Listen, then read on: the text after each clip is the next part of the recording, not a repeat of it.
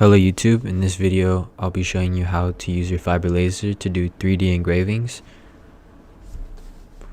First you just want to import your STL file using the green stacked layers icon, and then once you select your STL file that you want, depending on the size, the software will take either a long time or a short time to read the information, so just give it some time to buffer if it does take a long time. Once your STL file is done buffering, you want to go into your top right hand corner. There is a menu that says show 3D. Click that and it will give you a 3D preview of your STL file, and then go down to this drop down menu, select deep carving object, and then it should give you your preview, and just kind of drag around to see if you need to fix the 3D STL. Go into scale mold.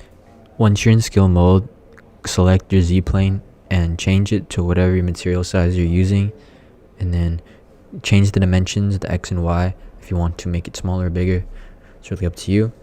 And then go into your move mold and go below the Z-plane and play around with the negative Z's. Once you do that, you should see your STL file and it should look correctly on how you want it. And then go into a new layer for an outline, because I'm going to make this a convex engrave, so it's gonna pop out instead of going into the metal.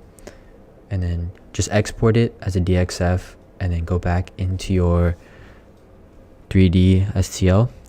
And then once you do this, you go into your deep carving, and then go into the 3-dot icon and then import your circle, and make sure everything is centered, so you have your file centered and then you have also the outline centered.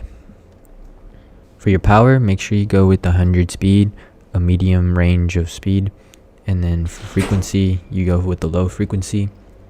This works best for 3D engravings.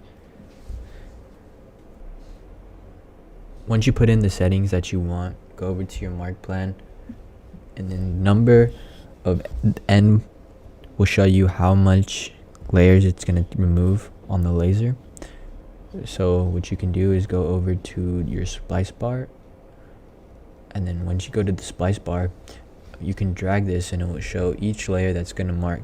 So you can go to the end of it where it's not going to mark anything, and you take that number and then you just implement that into your end and then apply it. This will be different for every STL file, but I found that 900 was the end mark, so it really kind of shorts up the process and speeds up. Once you pick the settings that you want, you're really ready to mark. So the difference between a convex and a concave engraving is, you see how here the engraving is really popping out. If you chose concave, it would be the opposite. It would look inverted, so it would look more into the metal. And when you select the convex, you want to make sure your circle is the same size, or your outline of whatever you're doing. I chose this circle because it's pretty easy to make the outline, but if you have a more complex shape, it's going to have a little bit more steps involved into making the outline for the convex. So it really is up to you on what you want to do and how you want your end product to look like. So this did take about 36 hours to do. The diameter was 52 millimeters by 52 millimeters, and I recommend having a fume extractor with that. When everything is done, I went ahead and polished it and removed all the dust from it, so this is how it looks like. Yeah, hope this helped. Comment if you have any questions.